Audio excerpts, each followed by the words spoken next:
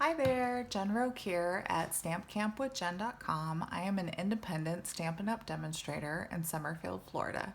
Today I'm going to show you a quick tip on how to use your Stamparatus to stamp these large, beautiful background stamp images.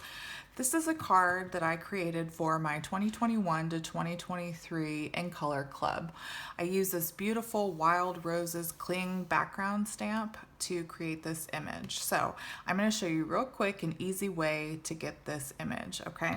So what I did was I cut down a piece of basic white to the exact width that I need this layer to be. I need it to be 3 3/4 inch wide. It doesn't matter how long it is right now because we're going to trim it down, okay? I actually don't want it to be the exact size because I need a little excess paper to stick my magnet onto to hold this in place, okay? So what we're going to do first is we're going to position our stamp. Now your Stamparatus comes with this black foam mat. You will not need this if you're using a cling stamp. This is for the clear photopolymer stamps to give you that extra cushion that you need for those stamps, okay? So you can put that aside for now.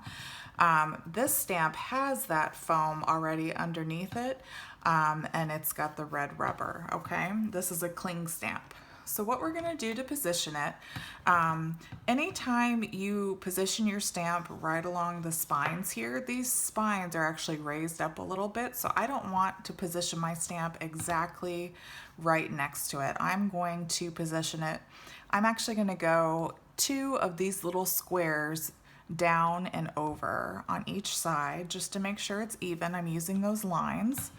And then I'm gonna flip my plate over and press it down to make sure that it sticks onto the stamp. Now, whenever I ink up my stamps, I always like to take my stamp set and put it under my plate. And what that does is that creates a flat, smooth surface for you to ink onto. If you don't put anything under this plate, it will be angled and you run the risk of breaking the plate when you press down on your stamp here. So my paper, I'm going to take it and I'm going to move it about 1 inch over, but I'm going to line it straight up with the top. Now if we flip it over, you can see that my stamp will completely cover the width of the paper, which is what I need, and my length when I trim it down is going to be shorter than the stamp set, so that's nothing to worry about. We'll have a little bit excess on the top and bottom that we'll cut away. I'm going to take my magnet. I've taken a piece of painter's tape and wrapped it around my magnet. This helps me easily lift up my magnet from the Stamparatus because it is very strong and you want something that you can easily pull that magnet up with. And painter's tape does the trick. So now you'll see when I go to flip over my stamp, my magnet is towards the bottom of the paper, securing it in place. It's lined up all the way against the top, so we know it'll be straight. And then what we're gonna do is I'm gonna use polished pink for this example. And this ink pad is very new, so it's very juicy. So you don't need to go crazy inking this up, just very light, and make sure that you get a nice even layer. And I'm actually gonna stand up just to really get my body behind it and really, really press all the way down. We wanna rub. You can get a little, I have a little terry cloth towel. I'm gonna rub, rub, rub and press really firmly to try to get that image to apply on the first try. Let's see. Just perfect. And then all you have to do is take your magnet off. And we have this excess on the sides. It's no big deal. I'll be able to wipe it away because it's plastic, but I'm going to pull my paper straight up.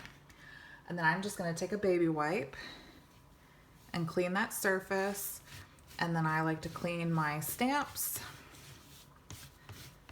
and then use my little terry cloth towel to wipe away everything.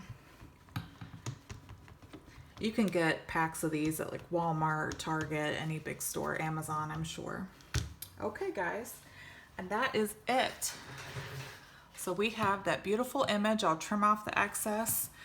And actually, I think I put it on upside down, but that's not a big deal. And I'll trim off the excess, and then I'll have it exactly the size that I need it to be. Now, one thing I want to mention, if your image doesn't come out the first time, not a big deal. Simply press the stamp back down and keep rubbing, but do not re-ink it. If you re-ink it, your image is going to come out darker, and if you're okay with that, go ahead and re-ink it. But I would recommend trying to just put the stamp back on it. That's the great thing about this positioning tool, is that because everything is secure in place, all you have to do is push your stamp back down and rub again, and you should be able to transfer that ink onto your paper, okay?